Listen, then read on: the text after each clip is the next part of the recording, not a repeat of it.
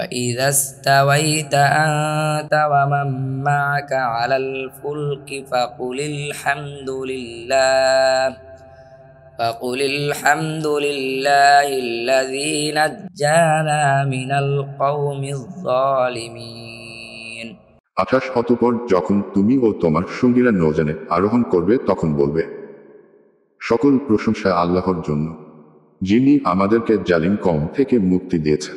وقل رب أنزلني منزلا مباركا وأنت خير المنزلين 29 তুমি আরো বলবে, হে আমার রব, আমাকে বরকতময় অবতরণস্থলে অবতরণ করান, আর আপনি সর্বশ্রেষ্ঠ অবতরণকারী।